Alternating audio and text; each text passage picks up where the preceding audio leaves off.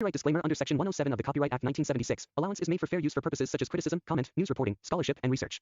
Fair use is a use permitted by copyright statute that might otherwise be infringing. Non-profit, educational, or personal use tips the balance in favor of fair use. So hello guys, welcome back to stay explainer channel. எனக்கு இந்த வீடியோவில் நான் பார்க்க போகிறேன்னா primal Hunter அப்படிங்கிற மான்மாவோட episode 1 தான் பார்க்க போகிறோம். ஸோ ஆல்ரெடி நம்ம போஸ்ட் போட்டிருப்போம், நாளைக்கு இந்த மான்வா போட போகிறோங்கிற மாதிரி. ஸோ அந்த மான்வாவோட எபிசோட் 1 தான் பார்க்க போகிறோம். இருந்தால் லைக் பண்ணிட்டு ஷேர் பண்ணிட்டு சப்ஸ்கிரைப் பண்ணி விட்டு பாருங்கள். அப்படின்னா தான் எனக்கு அடுத்தடுத்த வீடியோ போட ஒரு மோட்டிவேஷனாக இருக்கும். சரி, ரொம்ப பேசாமல் நம்ம ஸ்ட்ரெயிட்டாக வீடியோக்குள்ளே போயிடலாம். ஸோ இந்த சாப்டரோட ஸ்டார்டிங்லேயே சொல்கிறாங்க, இந்த உலகம் அழிய போகுதுன்னு சொன்னப்போ இங்கே இருந்த எல்லா மனுஷங்களும் பயந்துக்கிட்டு இருந்தாங்க. ஆனால் எனக்கு மட்டும் வேற ஒரு விஷயம் தோணுச்சு அப்படின்னு சொல்லிட்டு நம்ம ஹீரோ பார்த்தா அந்த இடத்துல ஏதோ ஒரு பெரிய மான்ஸ்டர் மாதிரி ஒன்று அந்த இடத்துல நின்றுக்கிட்டு இருக்கு. இப்போ பீஸ் இல்லாத நாளியான்னு கேட்டிங்கன்னா இல்லை அப்படிங்கிற மாதிரி சொல்ல 2 பேர் பயங்கரமாக சண்டை போட்டுட்டு இருக்காங்க. அதுக்கு காரணம் எல்லாமே எக்ஸைட்மெண்ட் அப்படிங்கிற மாதிரி சொல்லிட்டு இருக்காங்க. இதுக்கு முன்னாடி என்ன நடந்துச்சு அப்படின்னு சொல்லிட்டு காமிக்கிறாங்க. நம்ம ஹீரோ அப்படியே கேஷுவலாக ஹெட்செட்டில் கேட்டுட்டு இருக்கான். நீங்கள் யார் கூடயாவது பேசணுமா, அதுக்கான 10 கீ பாயிண்ட் இதுதான். வேணும்னா கமெண்ட்டில் பாயிண்ட்டுன்னு கமெண்ட் பண்ணுங்கள், நானே உங்களுக்கு டிஎம் பண்ணுறேன் அப்படிங்கிற மாதிரி சொல்லிக்கிட்டு இருக்கிறாங்க. ஃபர்ஸ்ட் அதுக்கு நீங்கள் மெயினாக ஐ கான்டாக்ட் வைக்கணும் அவங்களோட. ஸோ நீங்கள் பேச வர்றதுங்கிறது உங்கள் பாடி லாங்குவேஜ் மூலியமாகவே தெரியணும்னு சொல்லும்போது அவள் என்னையா பார்க்குறா அப்படின்னு சொல்லிட்டு நம்ம ஹீரோ பார்க்க, உங்களோட வீக்கெண்ட் எப்படி போச்சு அப்படின்னு கேட்கும்போது நல்லா தான் போச்சு, உங்களது எப்படி அப்படின்னு கேட்கும்போது நல்லா தான் போச்சு, நானும் என் ஹஸ்பண்டோட போய் ஃபிஷ்ஷிங்லாம் போயிட்டு வந்தேன், ஆனால் அது கொஞ்சம் கடுப்பாக தான் இருந்துச்சுன்னு சொல்லும்போது அப்படியே நம்ம ஹீரோ லிஃப்ட்டுக்குள்ளே வந்துடுறான். என்னடா ஆச்சு, ஏன் எனக்கு மட்டும் எந்த ஃப்ரெண்ட்ஸும் வரவே மாட்டேங்கிறாங்கன்னு சொல்லிட்டு நம்ம ஹீரோ ரொம்ப சோகமாக இருக்கான். ஆக்சுவலாக நம்ம ஹீரோ வேற ஒரு ஸ்டேட்லேருந்து இந்த இடத்துக்கு வந்திருக்கான். எதனாலனா ஃப்ரெஷ்ஷாக ஸ்க்ராட்ச்லேருந்து எல்லாத்தையும் ஆரம்பிக்கணும் அப்படிங்கிறனால தான். ஆனால் இங்கே வந்ததுக்கப்புறம் தான் தெரிஞ்சு அப்படியே கம்ப்ளீட்லி ஆப்போசிட். நான் இந்த சொசைட்டியில் கண்டிப்பாக ஃபிட் ஆகவே மாட்டேன். ஸோ இந்த சொசைட்டி எனக்கானதே கிடையாதுன்றான். ஆனால் எனக்கு ஸ்போர்ட்ஸ் அது ரொம்பவே பிடிக்கும். நான் சின்ன வயசுலேருந்தே அதை நான் விளாடுறேன். ஆர்ச்சரி அது மட்டும்தான் நான் லோன்லியாக ஃபீல் பண்ணாமல் இருக்கிறதுக்கு எனக்கு உதவி பண்ணுது அப்படின்னு சொல்லிட்டு நம்ம ஹீரோ ஒர்க் பண்ணிக்கிட்டு இருக்கான். நான் ஒர்க் பண்ணிக்கிட்டே தான் இருப்பேன், யாரும் என்னை கண்டுக்க கூட மாட்டாங்க, அந்த மாதிரி நான் ஒர்க் பண்ணுவேன் அப்படின்னு சொல்லும்போது அப்போதைக்கு ஹே ஜேக் அப்படிங்கிற மாதிரி சொல்லிட்டு ஒருத்தன் வருவான். நாங்கள் லஞ்சுக்கு போகிறோம், நீ வரியா அப்படின்னு சொல்லிட்டு இருக்கும்போதே ஆடமை தவிர்த்து ஆடமுக்கு மட்டும்தான் என்னை பற்றி ஓரளவு தெரியும். ஏனே அவன் மட்டும்தான் அக்னாலேஜ் பண்ணுவான். ஸோ அவன் பிறந்ததுலேருந்தே அந்த லீடர்ஷிப் அப்படிங்கிற ஒரு ஸ்கில் அவன்கிட்ட இருக்குது. என்னோட கம்ப்ளீட் ஆப்போசிட் அப்படியே அவன் அப்படிங்கிற மாதிரி சொல்லிட்டு, நார்மலாக வேறு யாராவது என்னை லஞ்சுக்கு கூப்பிட்டாங்கன்னா நான் கண்டிப்பாக போக மாட்டேன், பட் ஆடம் கூப்பிட்டா நான் கண்டிப்பாக போவேன் அப்படிங்கிற மாதிரி சொல்லிட்டு ஓகே அப்படின்றான். அப்படியே அவங்க எலிவேட்டர் முன்னாடி நின்றுட்டு இருக்கும்போது அந்த இடத்துல கரோலின் அப்படிங்கிற மாதிரி நம்ம ஹீரோ சொல்கிறான். இவன் ஹெச்ஆர் சேர்ந்தவா அப்படின்னும் போது லஞ்சுக்கு போகிறோம் வாங்க அப்படிங்கிற மாதிரி சொல்லிட்டு நான் ஒரு கம்பெனி கார்டை வச்சுருக்கேன்றான். இவ தான் இந்த ஒர்க் பிளேஸ்லேயே ரொம்ப பிரைட்டாக ஹைட்டாக பியூட்டியாக இருக்கிறவ அப்படிங்கிற மாதிரி சொல்லிட்டு இருக்கும்போது நீ கண்டிப்பாக ஃபயர் ஆக போகிற, அதிகமாக நீ இந்த பொருளை யூஸ் பண்ணுறதுக்கு அப்படின்னு சொல்லிட்டு அவளும் சொல்லிக்கிட்டு இருக்கா. பாத்தியா யார் நம்ம கூட வரா அப்படிங்கிற மாதிரி நம்ம ஹீரோ சொல்லும்போது அவளுக்கு என் பேர் கூட தெரியாது போல, ஆமாம் தெரியாது போல அப்படின்னு சொல்லிட்டு அவள் எப்பயுமே பார்த்தனா ஆடம்ஸ் கூட தான் பேசிக்கிட்டு இருப்பா அப்படின்னு சொல்லும்போது அந்த எலிவேட்டர் பயங்கரமாக ஆட ஆரம்பிக்குது. என்னடா அது என்ன நடக்குது அப்படின்னு சொல்லும்போது இல்லை இது ஏதாவது ஒரு எலக்ட்ரிக்கல் இஷ்யூவாக தான் இருக்கும் அப்படின்னு சொல்லிட்டு அந்த ஆடமும் சொல்லிட்டு இருக்கான். அப்போதைக்கு ரொம்பவே அந்த ஷேக்காக எல்லாருமே ஸ்டேபிலிட்டி இழந்துக்கிட்டு இருக்காங்க. ஜாக் சீக்கிரம் போய் அந்த எமர்ஜென்சி பட்டனை தொடுன்னு சொல்லும் போது நம்ம ஹீரோவும் தொடுறான். பட் எதுவுமே நடக்கலை. அங்கே இருக்கிற லைட்ஸ் எல்லாம் பட்டனை ஆஃப் ஆக எல்லாரும் நல்லா இருக்கீங்களா அப்படிங்கிற மாதிரி கேட்குறாங்க. அதுக்கு அந்த இடத்துல சிஸ்டமே வருது. பட் அவங்க கிட்ட மட்டும் வரல, அந்த உலகத்தில் இருக்க எல்லாருக்கிட்டையுமே வருது. அப்போதைக்கு இன்னொருத்தவனும் அதை பார்த்து சொல்லிக்கிட்டு இருக்கான். இந்த 93rd யூனிவர்ஸா அப்படிங்கிற மாதிரி சொல்லிட்டு இருக்கான். நிறையாவே ஆடுங்க இந்த இடத்துல இருக்குன்னு சொல்லிட்டு இருக்கும்போது நம்ம ஹீரோ வேற இடத்துல இருக்கான். எங்கே இருக்கான் அப்படின்னு சொல்லும் போது ஹலோ உன்னை நான் பார்த்ததில் சந்தோஷம் ஹியூமன் அப்படிங்கிற மாதிரி சொல்ல, யாருடா நீ அப்படிங்கிற மாதிரி நம்ம ஹீரோ கத்திக்கிட்டு இருக்கான். ஸோ நான் உனக்கு இந்த நியூ ரியாலிட்டியை பற்றி எக்ஸ்பிளைன் பண்ண வந்த ஒரு ரோபோட்டு இல்லை ஏலியன்னு என்னை வச்சுக்கோ. ஸோ எனக்கு கொஞ்சம் டைம் தான் இருக்குது, அதனால் என்னை சீக்கிரம் இதை பற்றி சொல்ல விடுன்னு சொல்லும்போது எனது நியூ ரியாலிட்டி அப்படின்னு சொல்லிட்டு நம்ம ஹீரோவும் பார்க்குறான். அந்த சிஸ்டமில் நம்ம ஹீரோட ஸ்டாட்ஸ்லேருந்து எல்லாமே காமிக்குது. என்னடா இது அப்படிங்கிற மாதிரி சொல்லிட்டு நம்ம ஹீரோ பார்க்கும்போது இதுதான் சிஸ்டம். இதில் உன்னோட வேரியஸ் ஸ்டாட்ஸ் மட்டும் இல்லாமல் உன்னோட ஹைட்டு வெயிட்டு ஸ்ட்ரென்த்து எல்லாமே இந்த இடத்துல இருக்கும். ஸோ உனக்கு இந்த நியூ ரியாலிட்டியில் சர்வே பண்ணணுன்னா கண்டிப்பாக இந்த சிஸ்டம் தேவை. அதில் மினிமமாங்கிற பவர் லெவல் வேறு இருக்குது. ஸோ நீ இதை லெவலப் ஆக மூலியமாக தான் சர்வே பண்ண முடியும்னு சொல்லும்போது என்னது லெவலப்பா, என்னது நியூ ரியாலிட்டியான்னு சொல்லிட்டு நம்ம ஹீரோ ஒன்றுமே புரியாமல் இருக்கிறான். ஓகே இப்போ அதில் நீ கிளாஸை செலக்ட் பண்ணி ஆகணும் அப்படின்னு சொல்லும்போது இதில் எந்த கிளாஸை செலக்ட் பண்ணுறதுன்னு சொல்கிறோம். அதில் வேரியஸான கிளாஸ் அங்கே காமிக்குது. நம்ம ஹீரோக்கும் தெரிஞ்சிருச்சு எந்த கிளாஸை யூஸ் பண்ணுங்கிறதே. பிகாஸ் நம்ம ஹீரோக்கு பிடிச்ச ஸ்போர்ட்ஸ் என்ன, ஆர்ச்சரி, அதுதான் அப்படிங்கிற மாதிரி சொல்லிட்டு நம்ம ஹீரோ ஆர்ச்சரி கிளாஸை தான் வந்து அந்த இடத்துல சூஸ் பண்ணுறான். செட் ஆகிடுச்சு.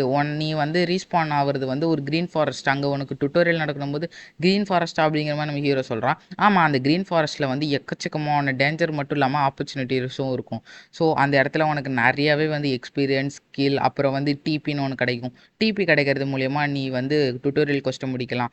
ஏன் நீ ஈவன் பீஸ் லாட்ஸை கூட அந்த இடத்துல வந்து கொள்ளலாம். அது மூலியமா லெவலப் ஆகலான்னு சொல்லிட்டு இருக்கும்போது எவ்வளோ லாங் வந்து டுட்டோரியல் வந்து இருக்கும்னு நம்ம ஹீரோ கேட்கும்போது கிட்டத்தட்ட 64 நாள் வந்து நடக்கும். யார் அதிக டிபி பாயிண்ட் சேர்க்குறீங்களோ அவங்க தான் வந்து சர்வே ஆவீங்க. மற்ற எல்லாருமே வந்து கிஜிக் அப்படிங்கிற மாதிரி சொல்லும்போது அப்போனான்னு சொல்லிட்டு இது எனக்கு ரொம்பவே இன்ட்ரெஸ்டிங்காக ஆகுது. அது மட்டும் இல்லாமல் என்னோட அட்ரிலைனுக்குள்ளே எல்லா பிளட்டு எல்லாமே வந்து அப்படியே அப்படியே பம்ப் ஆகுது. எனக்கு ரொம்பவே ஃபீலிங் எக்ஸைட்டிங்காக இருக்குது அப்படின்னு சொல்லிட்டு இருக்கா நம்ம ஹீரோவுமே.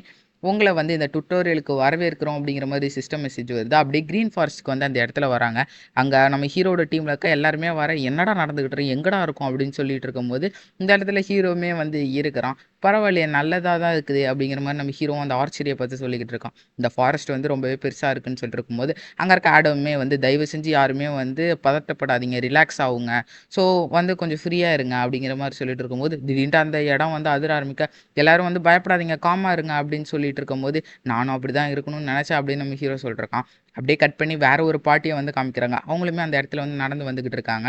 நீங்கள் ஏதாவது வந்து கேட்டிங்கன்னா யாரும் நம்மளை ஃபாலோ பண்ணுற மாதிரியே இருக்குல்ல அப்படின்னு சொல்லிட்டு இருக்கும்போது ஆமாம் ஒழுங்கு மரதே வில்ல வாடா அப்படின்னு சொல்லும்போது இல்லை நான் மன்னிச்சிருங்க, என்னோட பாட்டியை நான் வந்து கண்டுபிடிக்கணும்னு தான் நினைக்கிறேன் அப்படிங்கிற மாதிரி சொல்லும்போது இவன் ஒரு பையன் அப்படிங்கிற மாதிரி சொல்லிட்டு இருக்கும்போது நாங்கள் உன்னை வந்து அட்டாக் பண்ண மாட்டோம் அப்படிங்கிற மாதிரி அவங்க சொல்லும்போது நீ எப்போ அவங்கள கடைசியாக பார்த்த அப்படின்னு சொல்லும்போது தெரியல, ஏதோ ஒரு சண்டை நடந்துட்டு இருந்த மாதிரி இருந்தது, நான் அப்படி அவங்கள்ட்ட வந்து பிரிஞ்சு வந்துட்டேன், ஓடி வந்துட்டேன்னு சொல்லும்போது ஆமாம் அது ரொம்ப நேரத்துக்கு முன்னாடி நடந்திருக்குல்ல, அப்போ என்ன எங்கே இருப்பாங்க அப்படிங்கிற மாதிரி இவங்க கவலைப்பட்டுட்டு சரி நீ எங்கள் கூடயே இரு அவங்கள கண்டுபிடிக்கிற வரைக்கும் அப்படிங்கிற மாதிரி வந்து 2 பேரும் சொல்லிட்டு இருக்கும்போது ரொம்பவே நன்றின்றாங்க. ஆனால் அந்த பையன்கிட்ட இருக்க கத்தி வந்து ரத்த கரையோடு இருக்குது. ஸோ நம்ம இப்போ இங்கே என்ன பண்ணுறது அப்படிங்கிற மாதிரி சொல்லிட்டு அந்த பொண்ணு கேட்டுக்கிட்டு இருக்கும் போதே அங்கே பின்னாடி இருக்கணுமே யாராவது அந்த ஏலியனை வந்து மீட் பண்ணிங்களா அப்படிங்கிற மாதிரி கேட்டுக்கிட்டு இருக்கிறான். நீங்கள் கவலைப்படாதீங்க, நம்ம எப்படியாவது இந்த இடத்துல சர்வே ஆகிறோம் அப்படிங்கிற மாதிரி அந்த ஆடமும் சொல்லிக்கிட்டு இருக்கான். ஹீரோ வந்து பார்த்துட்டு இவன் பிறந்ததுலேருந்தே அவனுக்கு இந்த லீடர்ஷிப்புங்கிறது நல்லாவே வந்திருக்கு அப்படின்னு சொல்லிக்கிட்டு இருக்கான். சரி இப்போ நம்ம ஃபஸ்ட்டு நம்மளுக்கு ஒரு ஷெல்டர் வேணும், வாட்டர் வேணும், ஃபுட்டு வேணும் அப்படிங்கிற மாதிரி சொல்லிட்டு அவங்கவுங்க வேலையை வந்து கொஞ்சம் கொஞ்சமாக பிரித்து போட்டுட்ருக்காங்க.